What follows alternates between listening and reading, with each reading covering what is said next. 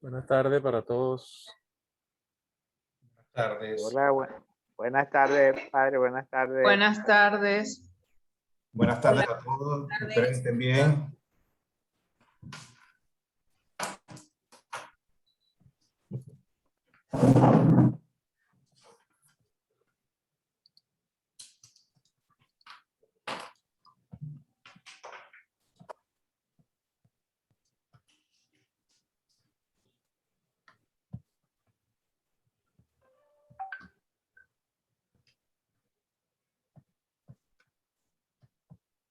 Buenas tardes.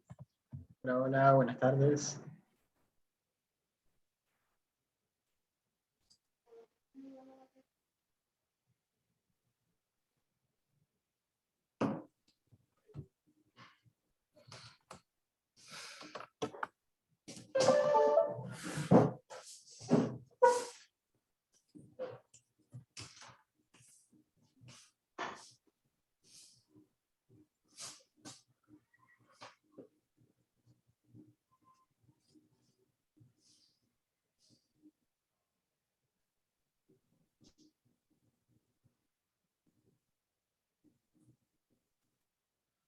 Buenas tardes a todos.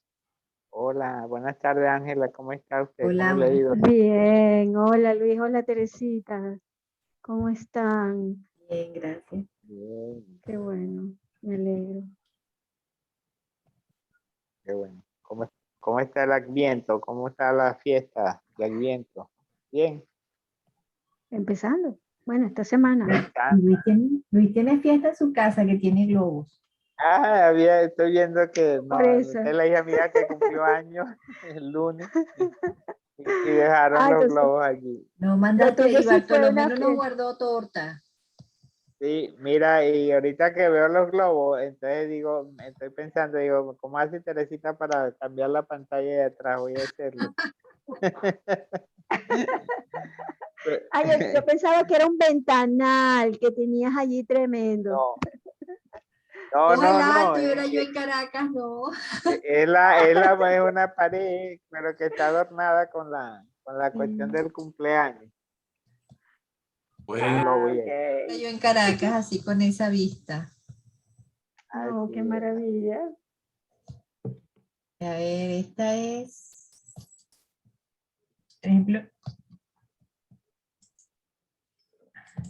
de la universidad donde yo trabajo.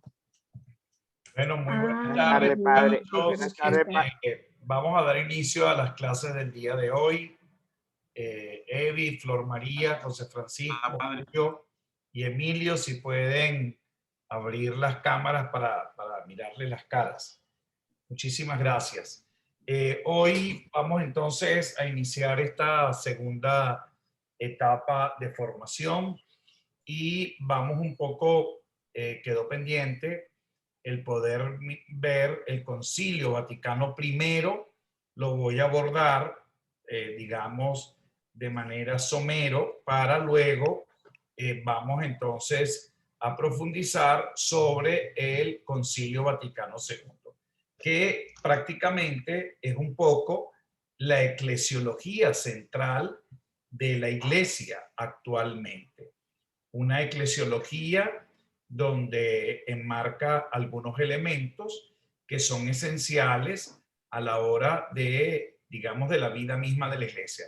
Y que para nosotros va a ser importante porque la Iglesia en estos momentos ha tomado como decisiones importantes que resguardan un poco, digamos, el acompañamiento de nuestra feligresía, sobre todo porque el Papa Francisco ha querido de manera determinante no solo aplicar el Concilio Vaticano II, sino que con el tema de la sinodalidad ha querido como de manera radical ya deslastrarse de todo aquello que pueda sonar a clericalismo o a separación de funciones en cuanto a la no participación, digamos, de la jerarquía en su misión de servir al pueblo. Es decir, todo eso que suene a eso, el Papa ha querido pues darle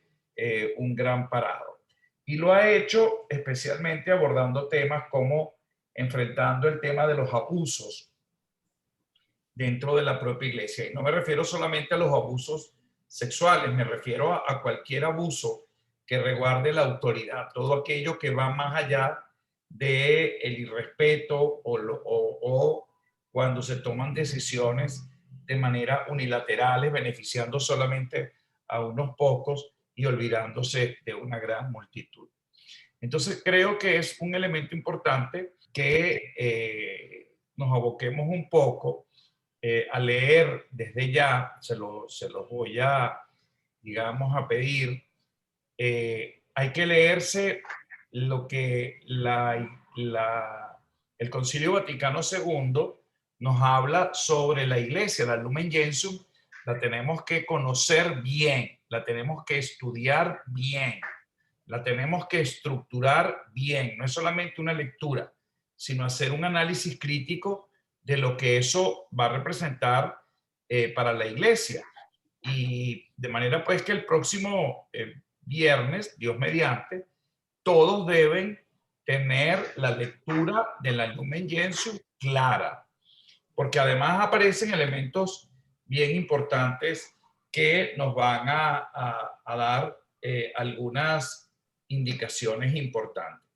Fíjense, nosotros nos quedamos, yo no pude estar en la penúltima clase, porque después vino el examen, que fue un poco sobre el Concilio Vaticano II. Primero, ¿ustedes han hecho alguna lectura previa? Ángela. Sí, sobre el Concilio Vaticano I. Sí. Sí, padre. Sí. ¿Nos puede Sí, dar algún aporte, digamos, importante? Sí, los antecedentes son importantes para empezar a hablar del concilio. Venimos del concilio de Trento 300 años antes. Han pasado 300 años de la iglesia, hay una serie de situaciones que se presentan, como por ejemplo lo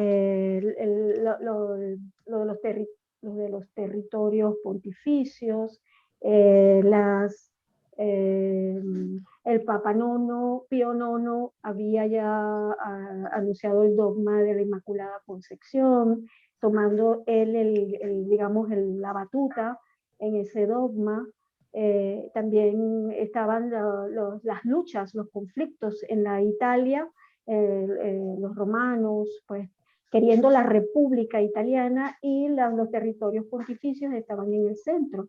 Y estaba en discusión, pues ya empezaba toda esta, para el Papa Pío no era muy importante no aclarar, sino manejarlo el poder, pues dentro de la iglesia, con la infalibilidad, con el tema de la infalibilidad. Eso pues hace que él llame en el año 69, en 1868, a un concilio y utilice un día donde se conmemora el martirio de San Pedro y San Pablo, y habían 500 obispos, y él hace un llamado a este concilio donde dos temas son importantes, de acuerdo al padre Manuel Maza. Uno es por supuesto, el tema de la revelación, y el otro de la infalibilidad, ¿no? Del poder de San Pedro y el sumo pontífice, pues digamos, con esa prerrogativa.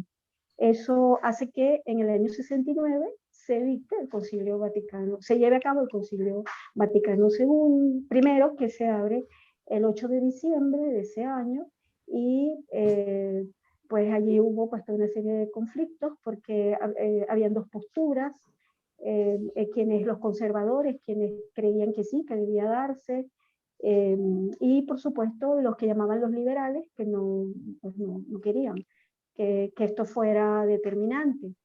Hay otra cosa que se me olvidó decir, que previo al Papa Pío IX, cuando hablo de los conservadores, él había escrito una encíclica, Syllabus, donde él colocaba los 80 errores dentro de la iglesia, ¿no? Los conservadores querían darle fuerza a esa encíclica, en donde pues se hablaba del comunismo, socialismo, el divorcio, había una serie de temas tanto políticos, como de orden político, como de orden religioso, ¿no?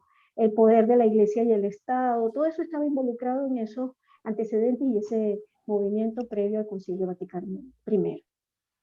Muy bien.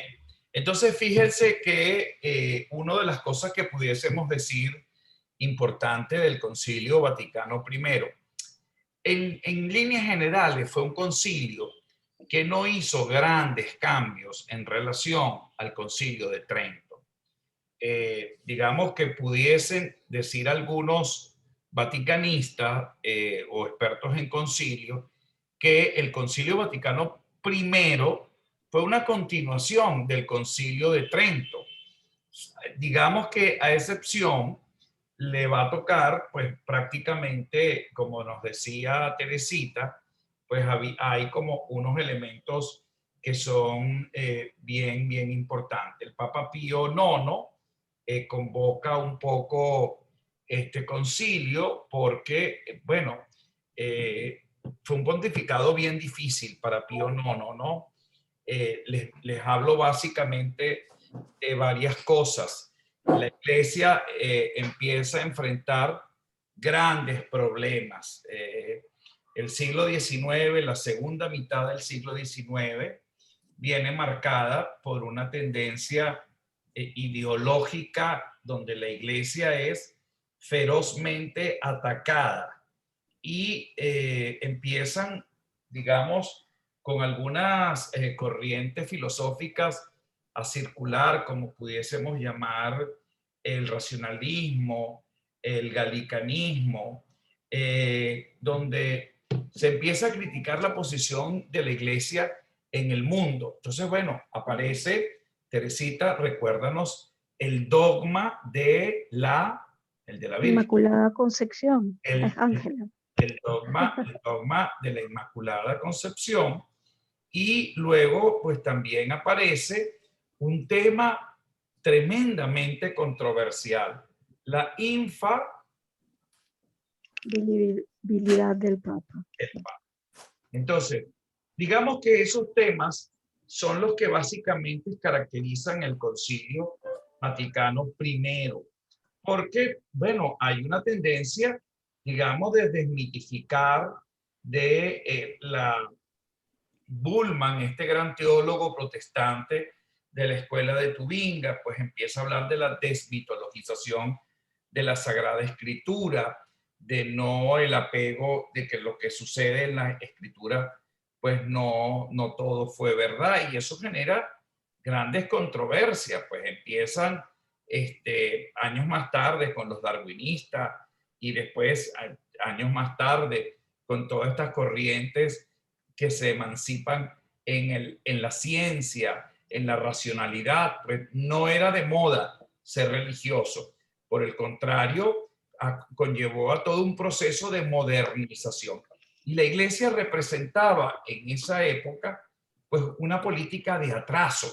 Pero Pío IX le tocó además el desmembramiento de los estados pontificios. Recordemos que cuando Garibaldi utiliza al rey de Italia y une las dos Italias, el norte con el sur, pues expulsan los estados pontificios y prácticamente el Papa se confina, se enclaustra en lo que es el Vaticano. Y fíjense que pierden pues los territorios que habían sido por siglos dominados por los papados, por la Iglesia, y la Iglesia siente una terrible pérdida tan grande. Miren, fue eso que Pío IX, la bendición Urbit et Orbi, la daba de espalda a Roma, se ponía de espalda a la ciudad de Roma. Es decir, que la bendición no era para todos, la bendición era solo para la gente de la Iglesia. Y eso adviene pues por condiciones y por situaciones muy complicadas, muy difíciles. El enfrentamiento militar de los ejércitos que defendían al Papa. Recordemos un poco la famosa Guardia Suiza que muere en Porta Pía defendiendo el legado de los papas, de los pontífices, y el dominio un poco de Roma. El Papa, yo creo que se los comenté en alguna oportunidad, los papas nunca vivieron en el Vaticano. Los papas vivían prácticamente en lo que es el Quirinale, que después se convirtió en residencia oficial, primero del rey, cuando estableció la monarquía, y luego la del presidente de la República, que es la actual residencia oficial. Pudiésemos decir que es el Miraflores de Italia. Entonces, digamos que los papas, Pío IX le tocó muy fuerte, le tocó replantear un poco una nueva visión de la propia iglesia y un profundo miedo a enfrentar un poco todas estas teorías que aparecían como tentadoras y que pudiesen, digamos, desvirtuar toda la corriente que se venía desarrollando, especialmente en los medios intelectuales. Entonces, la inmensa mayoría de los intelectuales se alejaban o se apartaban de la propia fe porque era como una especie de obstáculo que se vivía para darle, digamos, cabida a la modernidad, que va a llevar, pues, un poco toda esta corriente racionalista a una búsqueda de valoración de la propia ciencia. Y fíjense que después de eso, 40 años, 50 años después, se abre pues un mundo de posibilidades en el campo de la investigación, en la medicina, en la biología, en todas las áreas científicas. Y empieza pues a explorarse elementos que son innovativos, nuevos dentro de los diferentes, digamos, campos de la sociedad. Y que la iglesia retenía muchas veces con su autoridad y prohibía ir más allá de algunos pasos que muchas veces sentían miedo, y que la iglesia, valiéndose un poco de una autoridad, en alguna oportunidad, abusando de ella, pues declaraba o excomulgaba al que no estuviese en la línea, digamos, vector que la iglesia pautaba. Y eso, pues ese enfrentamiento fue nefasto, fue terrible. Y por tanto, el Papa ya era prácticamente desconsiderado. Ya la voz del Papa no quería ser escuchada. Al contrario, había como una especie de desprecio, porque, bueno, el Papa peleó por su territorio y no quiso, por voluntad propia, desprenderse de ellos. O sea, tuvieron que pelear, aunque sea con un ejército, digamos, que no tenía la altura y la organización militar que tenían digamos, el Garibaldi con todas sus tropas, pues sin embargo logran vencer al papado y logran instaurar la República de Italia, pues, ¿no? Y aquí hay también varios elementos que llaman poderosamente la atención. Y es que el dogma de la infalibilidad del Papa, digamos que tiene unos elementos que son bien importantes. O sea, por ejemplo, ¿a qué se refiere la infalibilidad del Papa? Pues bueno, cuando enseña o cuando habla ex cátedra. Y eso es importante entenderlo, porque fuera de ex cátedra, el Papa no es infalible. ¿Y qué se entiende por esa ex cátedra? Bueno, cuando enseña una cosa que tiene referencia a los dogmas, a la moral cristiana, o sea, a la moral y a las costumbres, que dirige a la iglesia cuando se dirige a la iglesia universal. Es decir, esos elementos ex cátedra tienen que hablar de la moral, de la costumbre cuando habla especialmente de los dogmas, cuando se dirige a toda la iglesia universal y cuando habla, pues, en su calidad de maestro supremo de la cristiandad. Entonces, bueno, eso tiene como unos elementos que la gente no puede obviar, pues. O sea, el Papa, cuando todo lo que dice, no tampoco es palabra de Dios, solo es infalible cuando se refiere a esos tres elementos que son fundamentales. Y eso generó también mucha discusión. ¿Hasta qué punto el Papa tenía esa autoridad? Y fíjense que eso fue fuertemente discutido. Y no solamente discutido, rechazado en algunos sectores. Entonces se impone como un dogma, porque la voz del Papa, pues prácticamente quería ser minorizada o relegada. Y los argumentos teológicos, bueno, sucesor de Pedro. Pedro tiene la autoritas y recibe de parte de Dios la plena potestad directa de ejercer un mandato. Y ese mandato se transmite por la sucesión apostólica. Fíjense los argumentos teológicos que les estoy dando, pues, ¿no? Que justifican por qué el Papa es infalible y por qué esa autoridad no viene conferida por un grupo de hombres, sino por la propia autoridad de Dios, que confiriéndole a Pedro esa potestad, por sucesión apostólica, viene delegada a los que ejercen el papel de Pedro en la iglesia. Y eso es profundamente revelador, porque ahí genera pues todos los espacios que la iglesia necesita para ser realmente modelo en su expresión de enseñarle a la humanidad lo que concierne al tema de los dogmas y, por supuesto, de la evangelización. Entonces, pero más allá de eso, digamos que el Concilio Vaticano I pasa a ser pues una especie de transición. No hubo una gran, digamos, un gran aporte más allá de las dos cosas que les acabo de decir. También en la Inmaculada Concepción aparece como dogma, porque ya empezaban a meterse hasta con la Virgen, que la Virgen no era virgen, que la Virgen fue una mujer cualquiera, y eso un poco aunado por lo que yo les decía con Bullman, que desmitologiza la Sagrada Escritura. En la escuela de Tubinga se empieza a desarrollar todo lo que es la teología bíblica, empieza como a modernizarse, y eso ayudó a la iglesia también como a darle una interpretación, lo que en ese momento se llamaba la hermenéutica, una interpretación correcta de la Sagrada Escritura, determinando que la Biblia no es un libro puramente histórico, sino que la Biblia es un libro inspirado por Dios que tiene un mensaje de salvación y que va más allá de los elementos históricos, que compone unos géneros literarios para manifestar y transmitir una enseñanza. Ahora bien, el Concilio Vaticano I, pudiésemos decir, tiene pues algunos de sus documentos.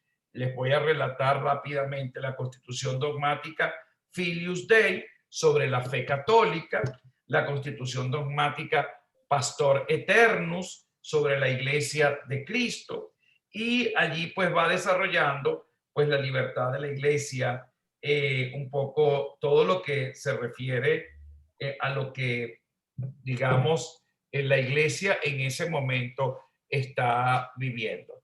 Pero en líneas generales permanece casi que como una continuidad. Las misas se continuarían celebrando en latín, la organización jerárquica de la Iglesia no sufriría ninguna transformación y por tanto, digamos que el clamor de la propia, digamos, transformación o la necesidad de revisión, pues ocurriría de manera paulatina hasta reventar a la primera mitad del siglo XX. Es decir, desde el interín del Concilio Vaticano I a la celebración del Concilio Vaticano II, apenas pasaron escasos 90 años, casi 100 años, es decir, casi nada, a diferencia entre Trento y el Concilio Vaticano I, que pasaron prácticamente, como ustedes bien saben, 300 y algo de años. Entonces, digamos que Concilio Vaticano I, que les quede claro que es prácticamente una continuación del Concilio de Trento. Los dos grandes elementos que se aportan es la infalibilidad del Papa, como Teresita nos había hecho alusión, y especialmente la confirmación del dogma de la Inmaculada Concepción. Digamos, tomando en consideración el comportamiento de la Iglesia en el mundo, el gran desafío que la Iglesia le toca enfrentar que es su reorganización interna después de la pérdida de los estados pontificios, la reorganización de todo lo que significa un poco desde el punto de vista económico, social, religioso, la reorganización, digamos, adintra. Fíjense que cuando la iglesia perdió todos esos territorios, hubo una oportunidad casi 100 años después con el Papa Pío XII, eso poco se sabe, se le ofreció la posibilidad de darle territorialidad y sobre todo salida al mar.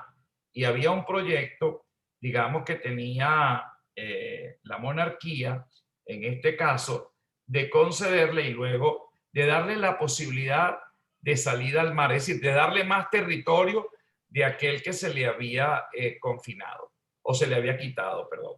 Y Pío XII inteligentemente, pues no aceptó, no quiso. Y bueno, yo digo gracias a Dios, imagínense ustedes, si nosotros fuésemos si ya la iglesia de por sí es criticada enormemente por siendo el territorio más pequeño del mundo, somos criticados por tener eso. Imagínense si la territorialidad hubiese sido mucho más grande. Hubiésemos padecido millones de problemas adicionales a los que ya intrínsecamente tenemos dentro de la organización de la iglesia. Lo que sí es cierto entonces es que el Concilio Vaticano I pues va a contener una serie de situaciones que estaban manifestándose como graves. Es decir, toda esta tendencia racionalista va a generar en la primera 30, 40 años después del Concilio Vaticano I, empiezan, digamos, a desarrollarse y aparecer grandes inventos dentro de el campo científico, pues, ¿no? Basta simplemente con pensar un poco, uno dice, bueno, ¿de cuándo es la electricidad, el teléfono, el telegram, todos estos procesos que se van desarrollando, pues, ¿no? El alumbrado eléctrico, la radio como una especie de boom, ¿no?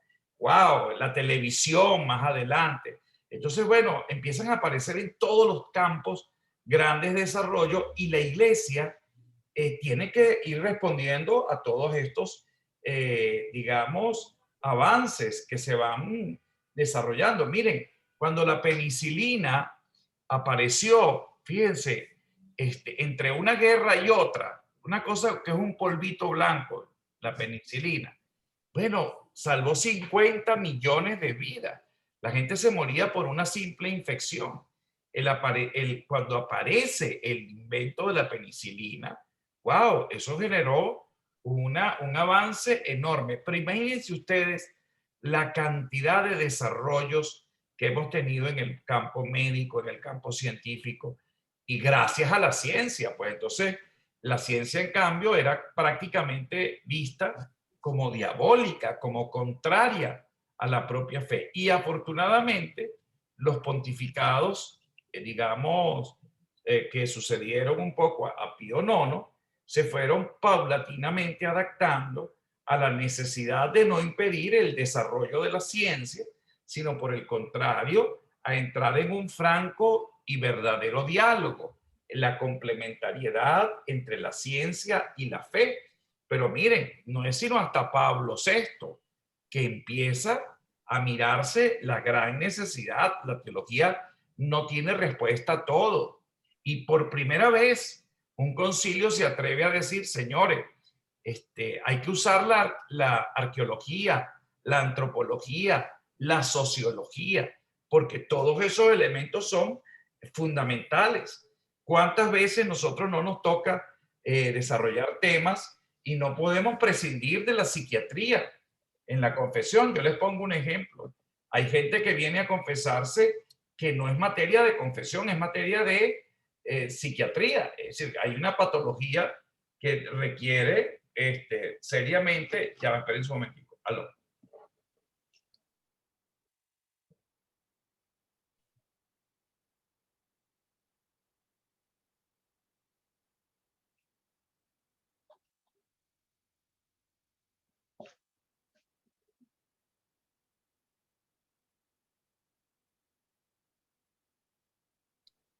Voy a marcar el ascensor y vengo. Denme un minuto que me quedé solito, ya va.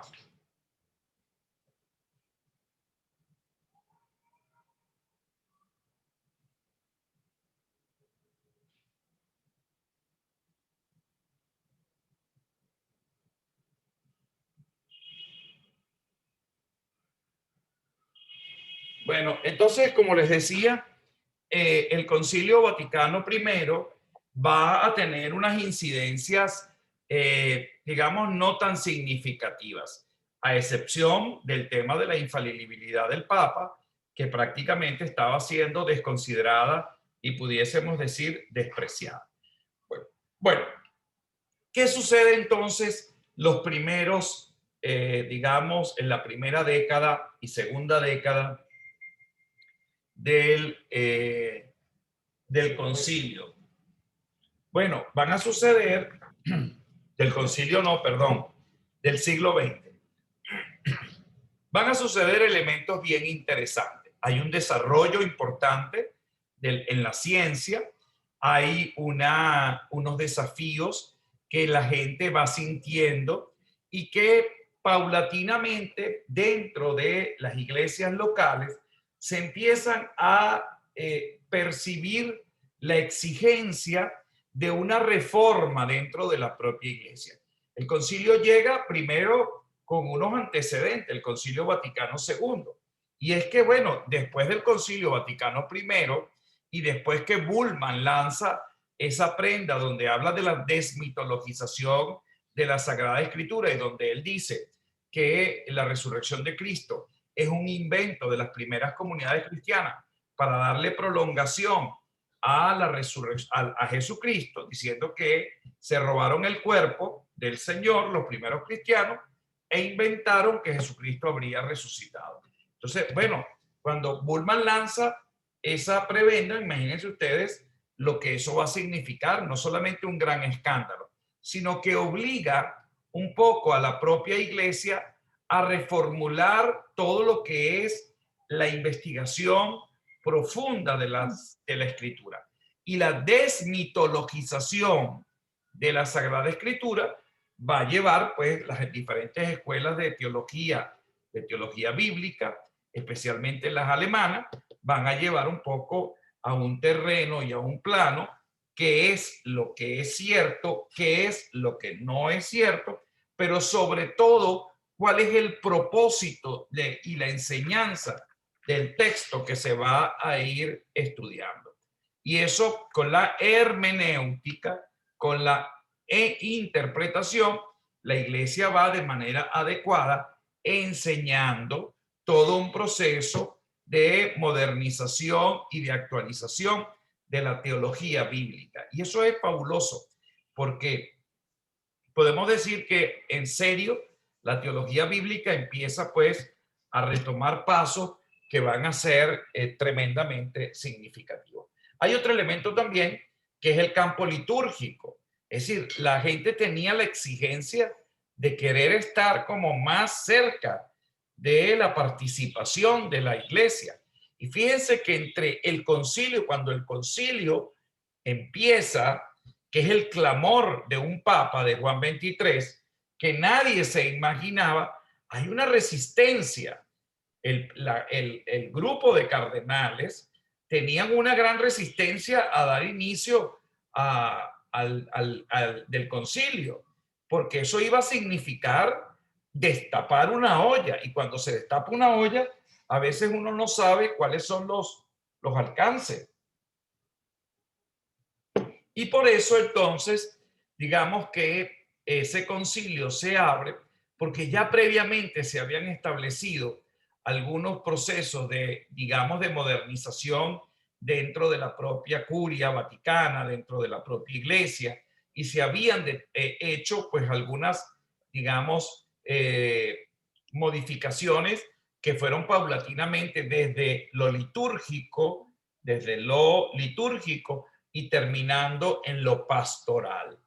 Y allí pues empezamos entonces con la necesidad, fíjense que Pío XII a través de una de sus encíclicas pues ya introduce la reforma litúrgica como el primer paso para, digamos, posteriormente, años más tarde, empezar a iniciar una transformación plena y completa representada en el Concilio Vaticano II. Y después, bueno, cuando con la venida del Papa Juan XXIII, que este obispo, el cardenal Roncalli, venía prácticamente de una diócesis, de un patriarcado que era Venecia, un hombre que venía de orígenes humildes, pero que tenía una gran experiencia de humanidad porque había pasado por una de las nunciaturas donde le tocó vivir la deportación de unos niños, 700 niños judíos, y que él impide, gracias a su gestión diplomática, con la ayuda del embajador de Alemania en Turquía, y eso hizo que en los tratados de Nuremberg no fuese fusilado ese embajador gracias al testimonio que habría dado el nuncio Roncalli mientras era nuncio en Turquía. Bueno, él se llenó siempre de una gran sensibilidad humana y de una profunda cercanía a los más débiles y a los más pobres. Igualmente en París, y donde estuvo representación diplomática, hasta que finalmente lo nombran, digamos, patriarca de Venecia, cardenal de la Iglesia Católica, y él nunca se imaginó que podía ser, digamos, papa sucesor de Pedro. Pero en los poquitos años que ejerció el pontificado, pues llamó a un concilio. Un concilio que fue determinante. Yo les voy a recomendar una película que son dos, digamos, es una miniserie. Son dos capítulos grandes de 2 horas cada uno. Se llama El Papa Buono, el Papa Bueno, donde la RAI, Mediaset, tratan, digamos, hacen esta megaproducción, y allí ustedes van a ver de una manera muy fidedigna la vida del Papa Juan XXIII. Vale la pena que lo vean un poco para que avisoren cuál fue su vida. Una vida fascinante. Él tenía el diario de un alma, él tenía su diario personal, tiene cosas hermosísimas. Él era seguidor de Rosmini en los años 20. Rosmini era un teólogo de avanzada, y cuando lo descubrieron que era seguidor de este padre Rosmini, le retrasaron la ordenación sacerdotal. También del seminario menor, en alguna oportunidad el rector le preguntó, Roncalli, ¿cuáles son los momentos más felices de tu vida? Y Roncalli, que tenía 12, 13 años, el rector pensaba que le iba a decir en el momento en que me confieso, en el momento en que voy a misa o cuando estoy rezando.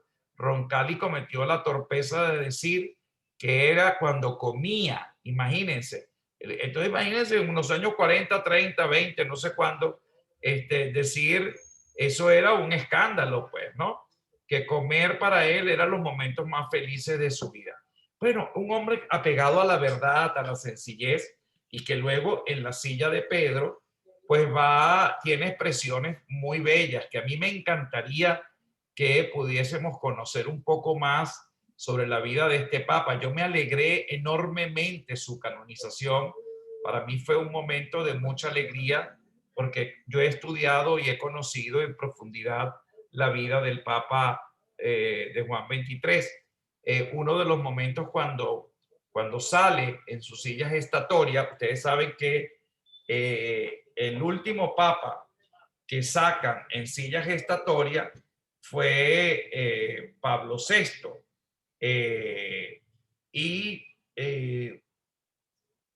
Juan XXIII lo llevaban cargado, y Juan XXIII era gordito. En cambio, Pío XII, su antecesor, era flaquito. Y en una de esas, uno de los guardias suizos se tropieza y la silla se tambalea. Y entonces Juan XXIII voltea hacia abajo y le dice pss, pss, pss, a uno de los guardias que se había tropezado. Y el guardia sentía mucho temor porque ellos tenían prohibido mirar al pontífice, no podían mirarlos a la cara, estaba prohibido. Y entonces él vuelve ps, ps, ps, hasta que por fin el guardia suizo, temeroso, mira y le dice, mira, ¿cuánto ganas? Y entonces le dice, bueno, 1 millón de liras. Bueno, desde mañana van a ganar 2 millones porque yo peso el doble del otro papa. Es decir, tenía unas expresiones bellísimas, hermosísimas. Y cuando anuncia pues a su secretario, el Monseñor Bevilacqua le dice, quiero hacer un concilio. Un concilio, además con su discurso inaugural bellísimo. Yo tuve la oportunidad de ver las actas originales del Papa de Juan XXIII en los archivos secretos del Vaticano, que habla un poco sobre la homilía de apertura. Y habla, en esa homilía dice, la iglesia necesita que se abran las ventanas y sus puertas para que circule aire fresco en la iglesia. La iglesia necesita de aire fresco, necesita refrescarse, necesita airearse. Así cuando uno llega a una casa toda cerrada y huele a moho, huele a polvo, huele a encierro, y usted abre las ventanas y abre la puerta y el aire, Giancarlo, tráeme, Gianca, café, sí, me hace falta. Entonces, que uno pueda, espérense un momentico, que también hablando de abrir ventanas, cuando uno entonces percibe que este aire fresco va a ser de mucha consolación, bueno, Juan 23 habla de esa necesidad. Por eso yo los invito para que vean esa película, les va a encantar. Van a ver esa y también la de Pablo VI, que también está en Netflix, y también los que tengan otra, Amazon Prime también está. Bueno, la pueden obtener de manera diversa. Creo que también en Google, también en YouTube, perdón, la pueden ver. Bueno, lo importante entonces es que este Papa, Juan XXIII, los cardenales decían que era un buen párroco. Imagínense ustedes, los cardenales de la curia romana decían, este hombre es un buen párroco y necesitamos un obispo, un papa de transición. Y ese papa de transición realmente transformó a la iglesia del siglo XX. Y probablemente una de las transformaciones más profundas que ha sufrido la iglesia la vivió en el Concilio Vaticano II. Miren, solamente el año 69, para que tengan un dato, más de 1 millón de sacerdotes pidieron la dispensa en el mundo. No quisieron seguir siendo cura. Y me imagino que un montón de monjas también. Bueno, porque hay muchas monjas que prácticamente, dame más azúcar, muchas monjas pues no querían los procesos digamos, de renovación. Y bueno, les encantaba todo el trapero y más trapos, y los obispos tenían capas y capotas. En el momento de la consagración había que ponerse guantes blancos fileteados en oro, porque nosotros no somos dignos de tocar con las manos las partículas. Surgió el padre Monseñor Lefebvre, el obispo Lefebvre. ¿Se acuerdan de Lefebvre? Que lastimosamente no se quiso acoplar a la iglesia y murió excomulgado prácticamente, o sea, terco, vicioso, o sea, como que si a veces uno tiene la verdad en sus manos, por Dios. El proceso de renovación tiene que estar siempre muy presente, y eso vale para todas las comunidades religiosas. Comunidad religiosa que no se renueva, comunidad religiosa que corre con la tentación de fosilizarse, y eso es gravísimo, es muy grave. O sea, nosotros tenemos que responder a los signos de los tiempos. Y fíjense que el concilio empieza, pero ¡pum! En el año, me parece 62 o 63, el Papa Juan XXIII fallece. Y, en plena muerte del Papa, bueno, se deshace, el concilio queda en stand-by, porque el Papa es el único que puede convocar a un concilio. Y llegó el Papa Pablo VI, que era muy querido por Juan XXIII. Pablo VI estaba en la Gran Cátedra de Milán, arzobispo de Milán, inmediatamente Pablo VI asume, el cardenal Montini, asume la conducción de la iglesia y continúa el Concilio Vaticano II. Si bien es cierto que Juan XXIII tuvo el mérito de abrir el concilio, Pablo VI es el que le da consistencia, estructura y culmen al Concilio Vaticano II.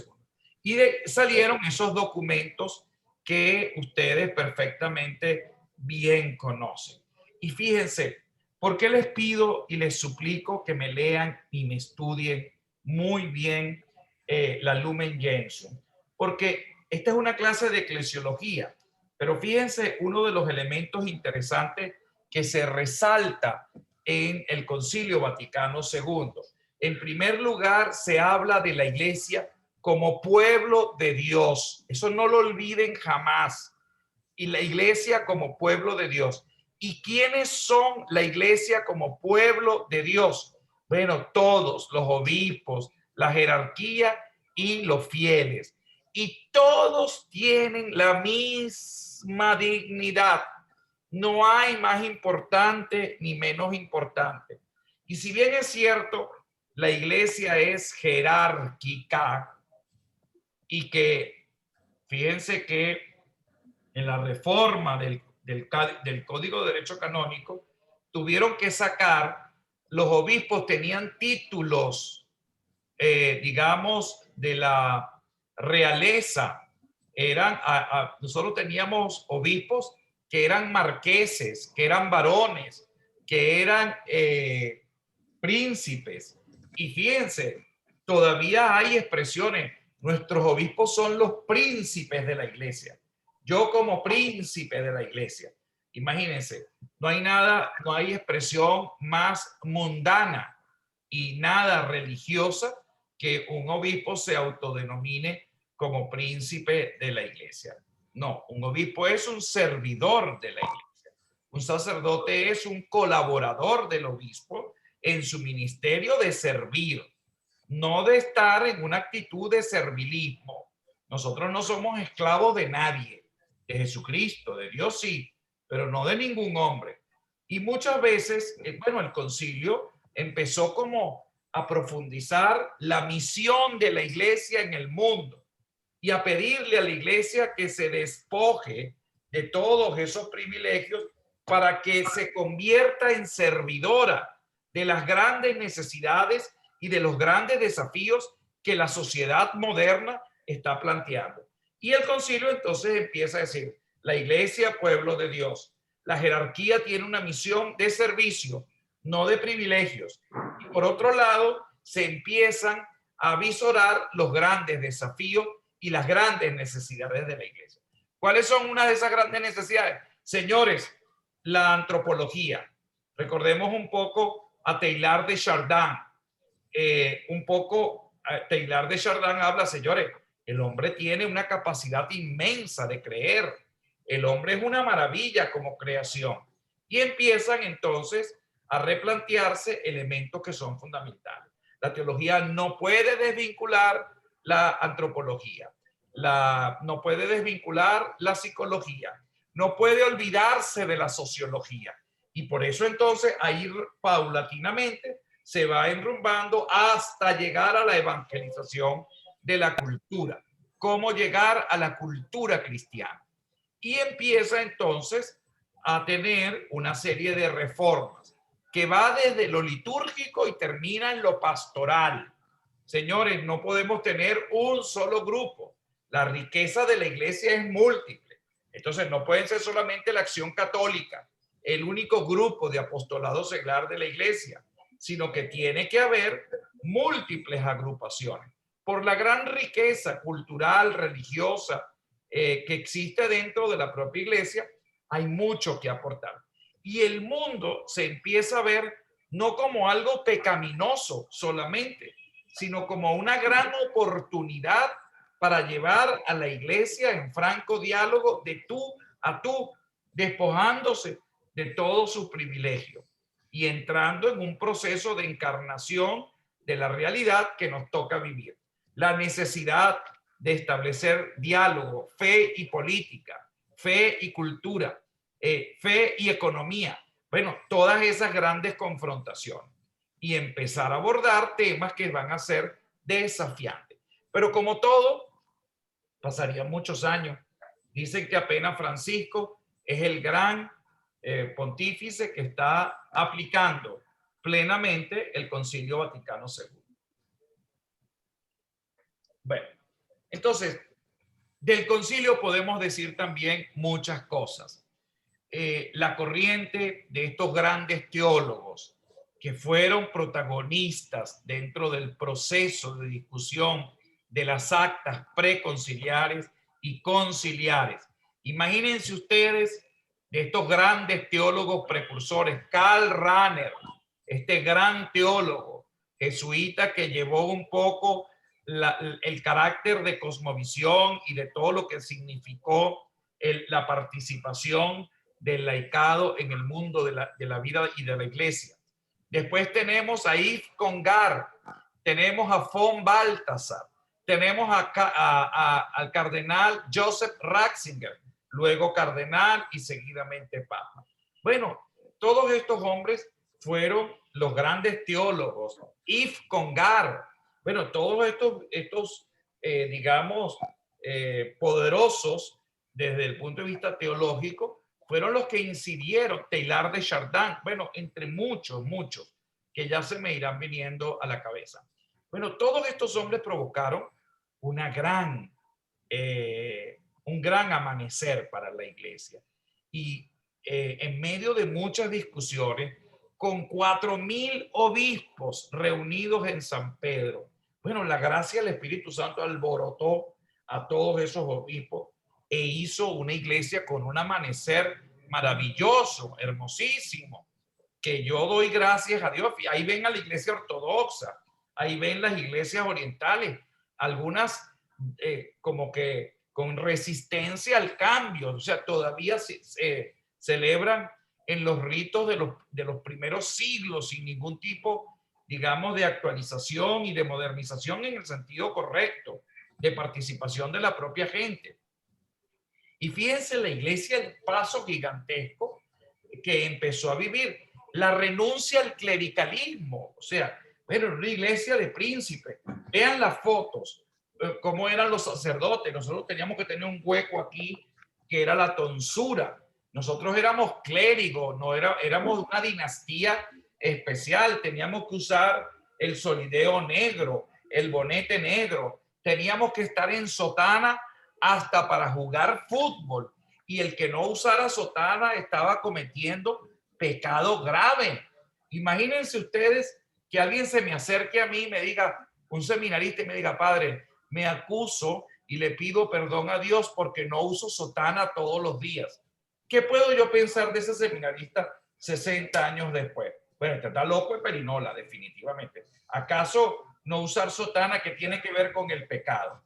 Y bueno, era motivo de pecado y de expulsión dentro de la comunidad. Por cierto, no sé si ustedes han visto la noticia que en Corea del Norte van le cayó cadena, no cadena perpetua, sino sentencia de muerte a una persona que traficaba con el calamar, la película esa que sale en Netflix, el juego del calamar, no sé qué cosa, por haber pasado unas copias. Yo, caramba, fíjense cómo el valor de la vida queda reducido a una cosa asombrosa. Es decir, ni siquiera es un juego que genera pornografía, sino que es un juego, bueno, violento, estúpido, porque a mí me parece esos juegos, yo no lo he visto, pero no me llama ni la más mínima atención, pero ¿cómo puede ser sometido a muerte a una persona por una cosa como esa? Es decir, es terrible. Entonces, bueno, la iglesia le va a tocar un poco empezar a sacudirse, abran las ventanas. Y en ese momento en que se abren las ventanas y las puertas de la iglesia, empieza a salir el fétido, los malos olores. Y por eso muchos curas se fueron y por eso muchas monjas se fueron, porque las monjas querían seguirle pegando a sus súbditas, querían seguir sometiéndole cayéndole a trancazo a las novicias. Y bueno, habían las más, digamos, las personas mayores que han estudiado en colegios de religiosas y de religiosos. Bueno, el castigo era muy severo contra los niños. Es decir, vean la cantidad de abusos que se cometían por una autoridad falsa que se atribuían pues las monjas y los curas, y eso no puede ser, es algo terrible, pues, definitivamente. Y por otro lado, pues entonces la iglesia empieza a depurarse, señores, eso no puede ser, y hay que empezar a depurar todos estos abusos que se van cometiendo en la iglesia. Pero fíjense, ya el concilio lo había preanunciado. ¿Y cuándo ha venido un papa a limpiar la iglesia? Bueno, hasta hace poco, con Francisco, que le ha dicho a cualquier cantidad. El Papa Francisco ha sacado más de 13 cardenales que han estado implicados en problemas graves con abusos de autoridad de cualquier índole. 13 cardenales los ha mandado para su casa. Y más de 81 obispos les ha dispensado el orden clerical y los ha mandado a su casa porque han cometido algún delito que atenta contra la dignidad de la propia persona humana. Ningún papa ha tenido la valentía de denunciar ella misma en el interno de su iglesia y ha puesto las cosas claras. Hasta una conferencia episcopal completa le exigió la renuncia porque iba a modificar y porque iba a hacer unos cambios gracias a los abusos que se habrían cometido. Entonces es un papa muy frontal que busca solucionar. No creo que haya una institución en el mundo. Yo no he escuchado a ningún orden militar, policial o de cualquier otro orden que quiera sincerar un poco su situación sobre los abusos dentro de su propia organización. Y eso a mí me parece extraordinario. O sea, que la iglesia haya tenido el valor, la valentía de poder, digamos, revisarse y poder limpiarla en la medida de sus posibilidades. Wow, solamente un valiente con el pensamiento del Papa Francisco podía verdaderamente hacerlo. Entonces, es una iglesia de grandes transformaciones, que va más allá de llevar la lengua vernácula, de llevar un poco los sacramentos a la propia lengua y que la gente pueda entender y que pueda participar. Y aquí aparece otro elemento, así como iglesia, pueblo de Dios, ya la gente no celebra, la gente no escucha misa, la gente participa de la misa. Y eso, entre escuchar y participar, pues hay un trecho enorme. El cura no dice misa, el cura celebra misa. El cura celebra misa. Y además se coloca un elemento importante, innovativo, la concelebración. Concelebrar. Antes cada cura agarraba un altarcito pegado casi a la pared como una estampilla. Los altares estaban pegados a la pared. Oh Dominus Vobiscum, in nomine de Patri, Filii, Spiritus Sancti. Amén. Y de ahí de amén, el Spiritus tuvo, ya la gente no sabía, se perdía, ¿no? ¿Qué hacía la gente en la misa? Rezaban el Padre Nuestro, el Rosario, o se ponían a ver la corte celestial, el poco de cuadritos bonitos del techo y de las paredes de la iglesia, porque no tenían mecanismo de participación. Hoy en día la liturgia es participativa, es viva, ya más allá del tubular. Imagínense que nosotros nada más se podía escuchar música con el tubular. Luego introdujeron el órgano, pues decir, vamos a acordarnos de los pobrecitos que no tienen tubular, que no pueden comprar un tubular, entonces con un órgano. Y entonces no, después, señores, se pueden implementar instrumentos que animen a la propia liturgia y entonces se introduce pues la guitarra, el cuatro, la maraca, el furruco y todos los instrumentos musicales para embellecer la música dentro de la celebración de la liturgia. Y fíjense que nosotros tenemos un legado precioso que son los cantos gregorianos y que ojalá que nunca los perdamos, sino que los podamos estudiar porque son realmente una obra maestra, son un gran tesoro artístico, patrimonial y cultural, y eso debe seguir sonando. no lo podemos mirar con desprecio. Bueno, también no menos cierto es que la inmensa mayoría de la gente no cantaba porque no se sabía nada. Yo recuerdo, por ejemplo, en la hora de la Minerva, de la hora santa, uno dice, tantum ergo sacramento. Y yo me acuerdo que la vida amén.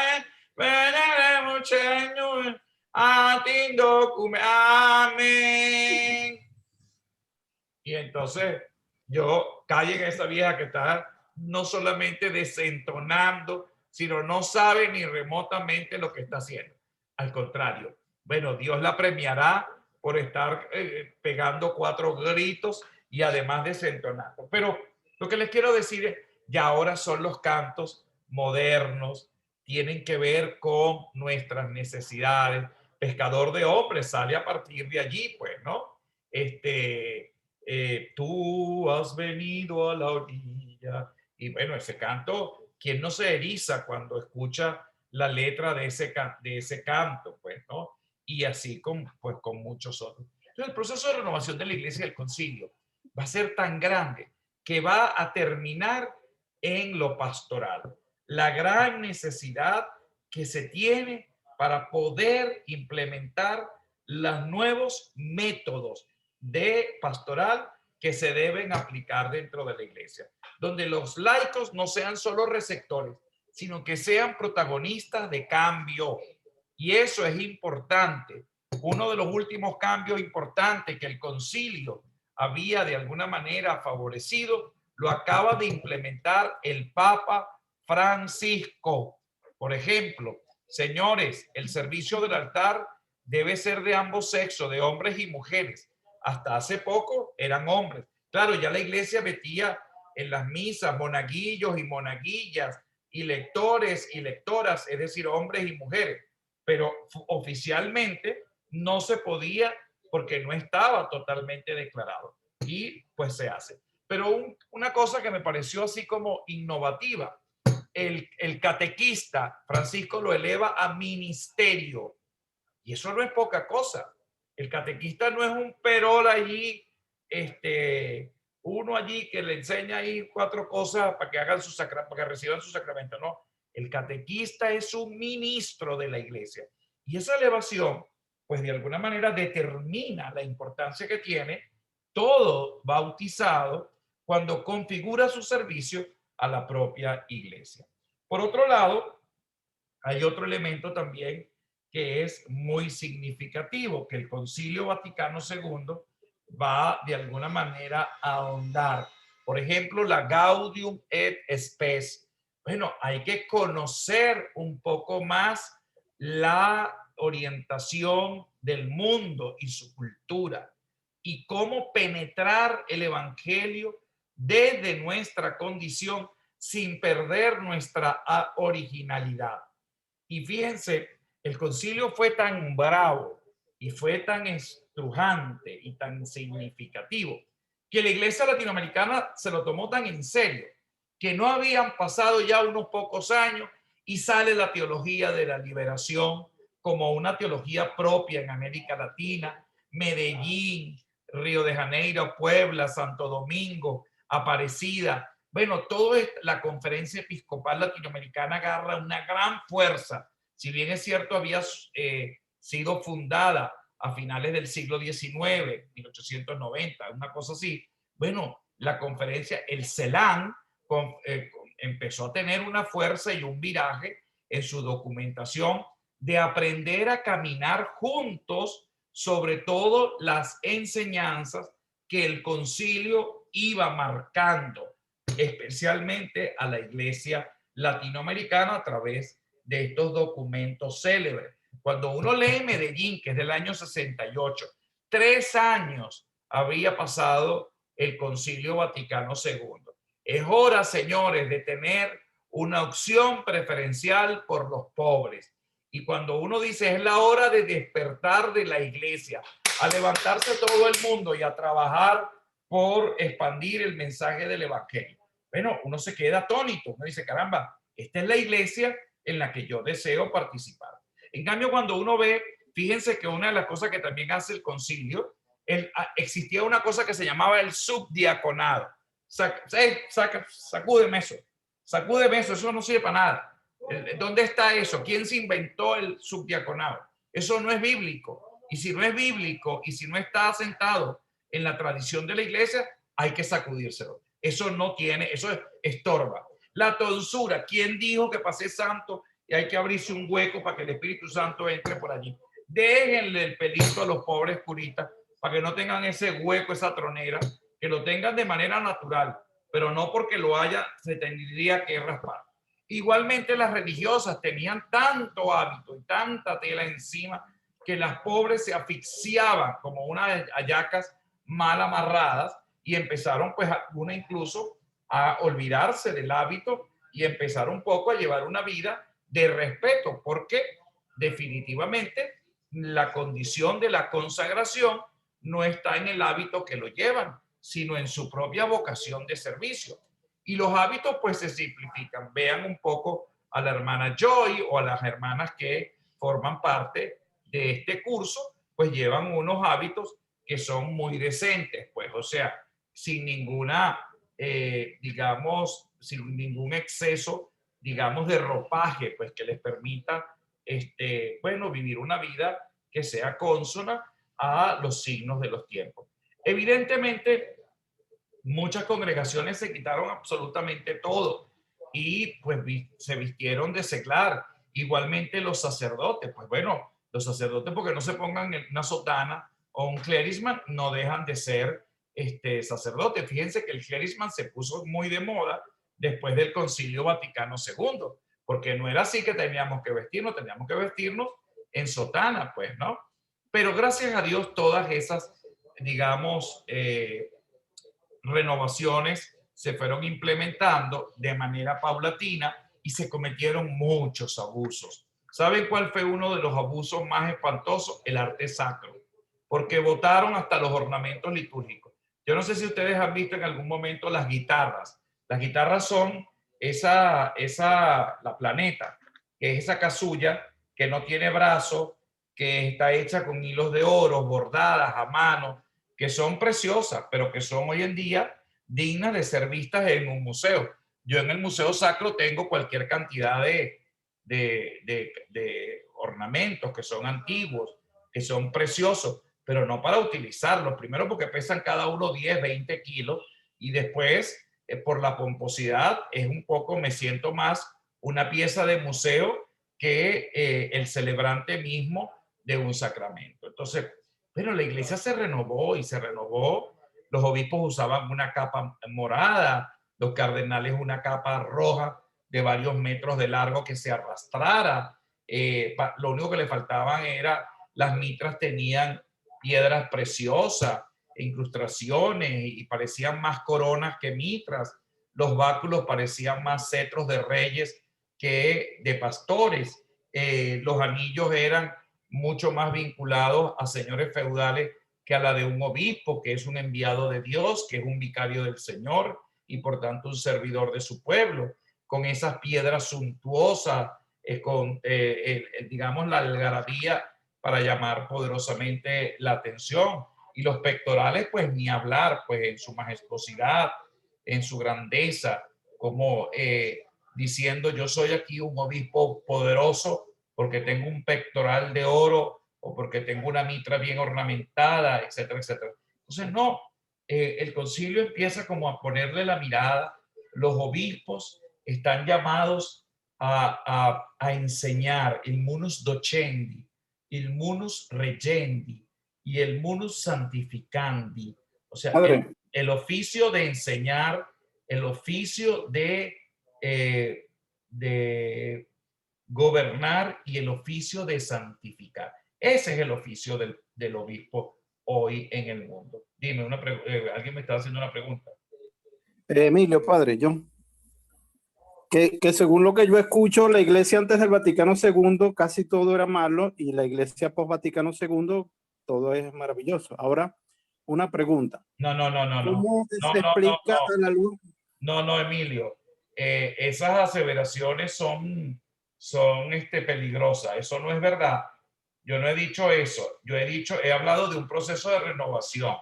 El concilio, antes del Concilio Vaticano II, pues habían santos como los hay en el Concilio Vaticano antes y después del Vaticano I.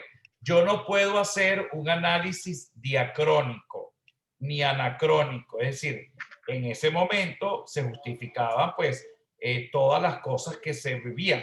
Ustedes ven a Juan Pablo II y ven que la gente le besa la mano y Juan Pablo II se deja besar la mano. A mí me encantaba besarle la mano a Juan Pablo II y cada vez que me recuerdo de eso, yo digo, wow, le besé la mano a un santo. Francisco, tú intentas agarrarle la mano y se la intentas besar y te la jala. Es decir, no quiere que se la bese, pero ¿por qué? Por un tema pues de adecuación a los signos de los tiempos. Pero a Pío X había que besarle los pies. A los papas no se le besaba la mano, al papa se le besaban los pies y había que hacerle reverencia 3 veces, genuflexión 3 veces antes de besarle los pies. Entonces, eso no significa de que eso era muy malo y que entonces el Papa Francisco es muy bueno. Significa que cada uno obedece a los signos de los tiempos. Lo que sí se vería muy feo es que un papa quiera regresar a que le besen los pies porque nadie es digno de besarle las manos. Eso sí sería malo. Ajá, pero yo quería preguntarle, a la luz de los cambios del Vaticano II, ¿cómo se explica que Europa, ya la mayoría ni siquiera es católico, ni siquiera protestante, sino indiferente o ateo, y Latinoamérica, que en los tiempos del Vaticano era de mayoría católica, ya es de mayoría protestante? O sea, no, eso es mentira. Eso es falso. Lo que estás diciendo es totalmente falso. Eso que estás diciendo no está documentado y estás totalmente equivocado. No es la mayoría protestante. Eso no es verdad. Que ha habido un auge en la iglesia latinoamericana de las sectas, más que de la iglesia protestante. Creo que tienes allí una especie de confusión. La iglesia protestante es una cosa y las sectas son otra cosa. En América Latina hay un surgimiento importante de las sectas, aunque déjame decirte que en los últimos tiempos eso ha calado un poco, porque la iglesia ha tomado todavía mucho más en serio ese desafío evangelizador, es porque, Emilio, definitivamente hay un problema enorme. Nosotros no tenemos suficientes evangelizadores en nuestras comunidades de fe. Entonces, por supuesto que tiene que haber una proliferación de sectas que, porque nuestras comunidades, un párroco en Venezuela tiene fácilmente 80, 90 mil feligreses y está solo para administrar los sacramentos y el acompañamiento espiritual. ¿Tú te imaginas que a ese párroco todos sus feligreses se quisieran confesar porque son buenos y auténticos cristianos? No puede, no puede. Fíjate que la iglesia latinoamericana en los últimos tiempos se ha ido, digamos, ha ido haciendo más diócesis. En Venezuela acaban de crear una, que es la de Petare recientemente, es la diócesis número 41. Por favor, no se olviden. Si alguna vez alguien le pregunta cuántas diócesis tiene Venezuela, 41 diócesis. Y entonces, bueno, definitivamente son retos importantes. Pues, ¿cómo puedes tener tú 30 curas para 1 millón de personas? Explícame cómo los evangeliza y cómo los acompaña. Tiene que haber un abandono. Hay un abandono natural, porque hay una necesidad natural. Si tenemos 100.000 curas, entonces la cosa cambia. Y entonces el cristianismo seguramente mejorará en número. Pero la iglesia ha tomado muy en serio, digamos, este gran reto de utilizar nuevos métodos, nuevo ardor y nueva expresión en el campo de la evangelización. Eso por un lado. Lo de Europa, mira, sí hay una descristianización en Europa, es cierto, pero también te voy a decir algo. Yo he tenido la oportunidad de ir a muchas comunidades en Europa y el catolicismo sigue muy fuerte, sigue realmente dando una gran batalla y es muy fácil criticarlo desde fuera o simplemente teniendo 4 datos que aparecen en la prensa. Pero quien vive la experiencia, digamos, de fe en las diferentes comunidades, en Francia, en España, en Italia, ¿cómo se llama? En Portugal, yo he tenido la oportunidad de ir a muchas comunidades. Yo me quedo asombrado de la organización religiosa que tienen, y no es verdad que hay como un antipararle a al propio cristianismo. Tienen una organización enorme. Lo que sucede es que la libertad religiosa te lleva muchas veces a prescindir de muchas cosas. Por eso es que la iglesia tiene ese gran desafío, y para mí lo importante en este caso es que, bueno, hay elementos que, bueno, obstaculizan muchos elementos de esparcimiento y de crecimiento de la propia fe. Pero la Iglesia Católica en el mundo hace un trabajo enorme. Cuando miren que no, es que los evangélicos nos dominan. Estamos muy lejos de eso. ¿Por qué les digo esto? Porque el estado más protestante en Venezuela es el estado Apure. Y eso en los últimos años se ha venido revirtiendo. Pero ¿cómo no va a ser protestante si Apure tenía nada más 3 curas para un estado territorial que es del tamaño de cualquier país de Europa, de cualquier país pequeño me refiero, pues, ¿no? Es decir, hay un tema de servicio que escapa de nuestras manos, y por eso hoy la Iglesia, con el tema de la sinodalidad, quiere que los laicos también asuman la responsabilidad de ser animadores de fe, y que eso va a minar especialmente los resultados que pastoralmente muchas veces estamos teniendo. Pero así como tú me hablas de eso, pues no me dejes de hablar de África. África ha crecido de un continente que había sido exterminado vertiginosamente en el cristianismo. El año pasado creció un 15%. Y no hablemos de Asia, con dictadura férrea, con estados teológicos que no permiten que la iglesia pueda desarrollarse de manera libre. Y ahí tú ves un ejército de hombres y mujeres en el mundo de la evangelización. Miren, el tema más, digamos, concreto lo tenemos hoy, ayer y hoy. El Papa está en Chipre y en Grecia, donde hay una minoría de cristianos, y esa es un poco la orientación del Papa, y nos dice esta mañana lo que algunos leímos sobre él. Bueno, miren, lo que está pasando con los refugiados, con los que se escapan por las condiciones, es lo mismo que un campo de concentración. Entre eso, entre lo que hicieron los nazis en los años 40, no tiene ninguna diferencia con lo que hacen los países ricos cuando la gente se queda ahogada, y le entregaron al Papa un salvavidas de una niña que no sobrevivió el salvavidas, pero la niña se ahogó, no pudo lograr llegar a agarrar el salvavidas que le salvaría la vida. Y fíjense, les dice a las comunidades de los países más ricos, eso está pasando por la indiferencia que están teniendo ustedes, porque ustedes no quieren más gente pobre, porque los desplazados, ¿cómo le vas a decir que regresen a sus países si son países donde están en guerra, donde no hay libertad de expresión y donde la gente tiene el derecho a vivir con dignidad, más allá de la cultura y de los intereses que cada país pueda tener? Entonces, ¿hasta dónde llega nuestra condición de humanidad? Y fíjense que eso le quedó magistral, déjenme decirles.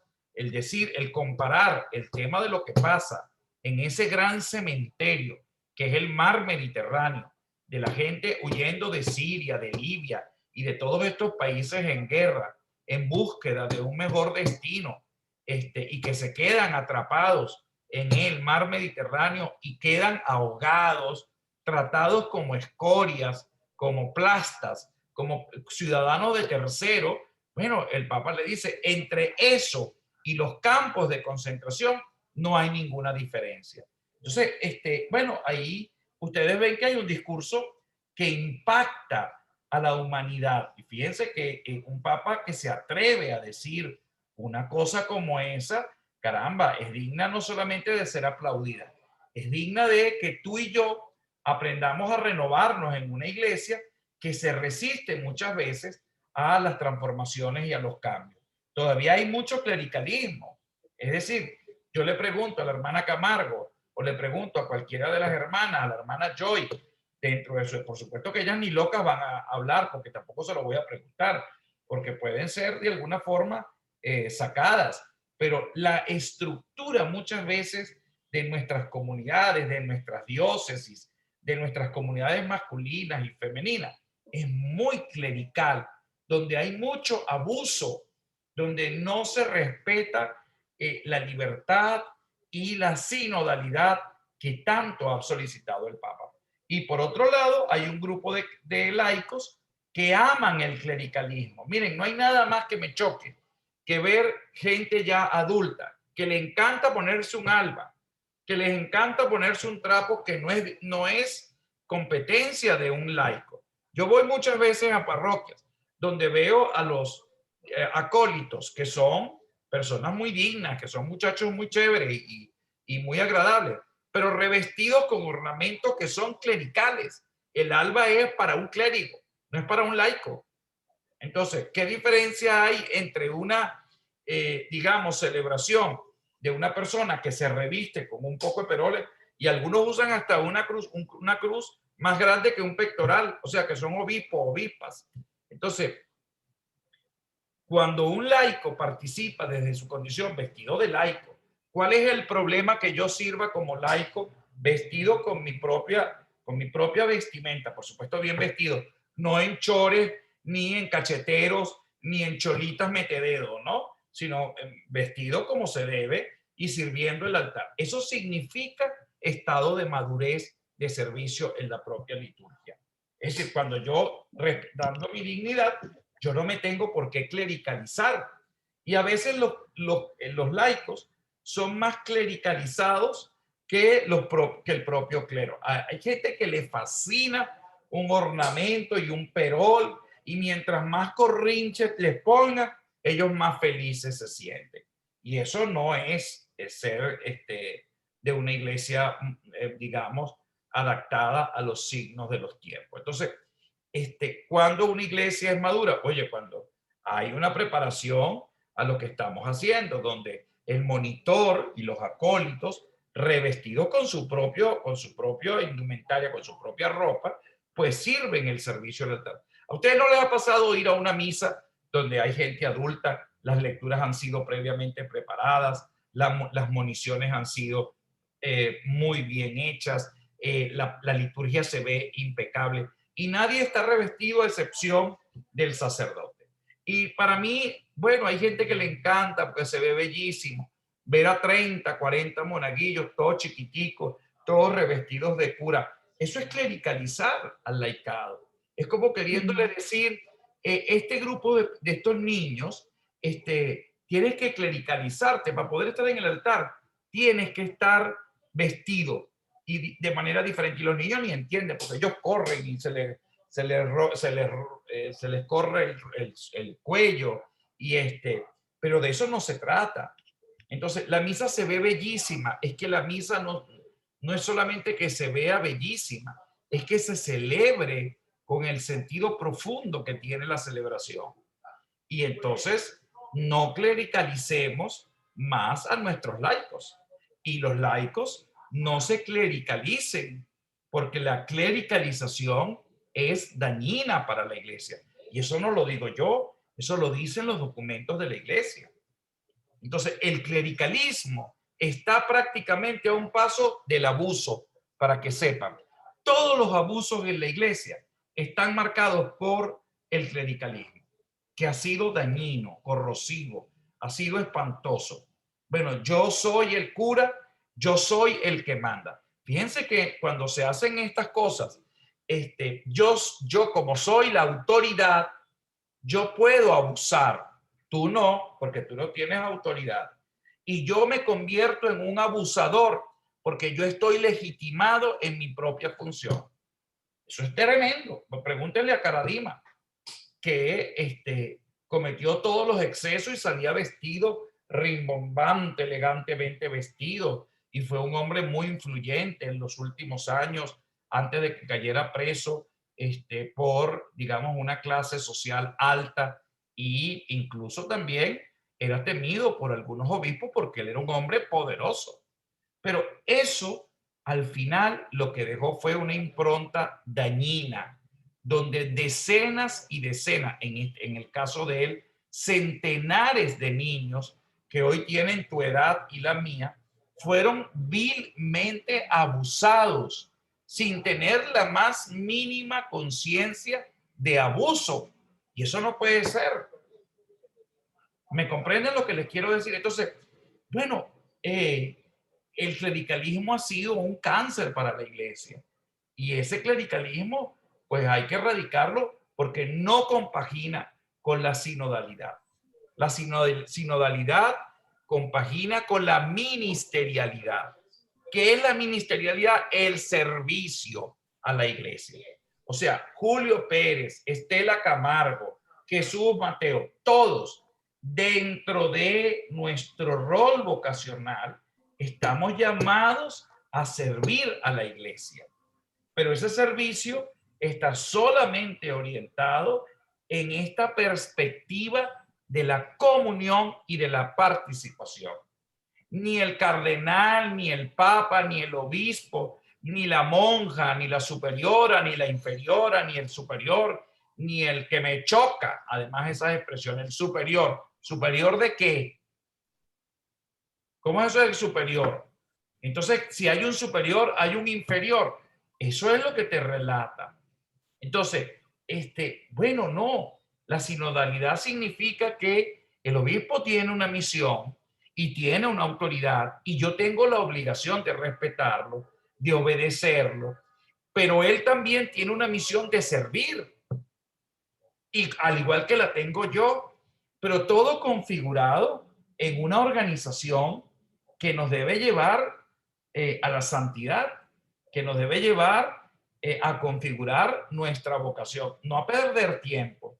Yo no soy esclavo de los caprichos de un obispo, ni tampoco soy esclavo de los caprichos, muchísimo menos de una comunidad loca y enferma que cada vez está más enferma y más loca. Quiero una misa solo. Quiero la primera comunión en mi casa de mi hija, porque yo no la quiero hacer con la chusma de la parroquia. Yo quiero que el matrimonio sea a la orilla de la playa, porque me aburre que sea en una iglesia. Esas son las estupideces que escuchamos todos los días los sacerdotes en las parroquias. Y esa es la eclesiología que el Concilio Vaticano II va a erradicar. Y fíjense que yo siempre coloco ejemplos. Alguien alguna vez me dijo, ay, que a veces este cura hace por unos ejemplos banales. Bueno, banal eres tú, que no tomas en consideración lo que se estudia conceptualmente y luego se debe aplicar en la propia realidad eclesial. Bueno, vamos entonces, ya son las 6 de la tarde, vamos a preparar la clase de la semana que viene. Yo he querido hoy, digamos, argumentar un poco esto porque les debía la clase del Concilio Vaticano I, pero sobre todo quería hacer la introducción del Concilio Vaticano II y vamos todos a leer profundamente la Lumen Gentium. Es obligatoria leerla completa. Uno de ustedes quedó aplazado en el curso, ya las notas las acabo de pasar. Yo espero y aspiro que mejoren en el próximo corte, que es examen escrito. Y bueno, nada, muchísimas gracias por la atención prestada. Nos vemos el próximo viernes, Dios mediante. Preparen, por favor, la clase que corresponde al próximo viernes. Que Dios los bendiga. Gracias, Padre. No, se les quiere a todos. Hasta luego, gracias. Amén. Hasta luego. Gracias. Ya voy a ir.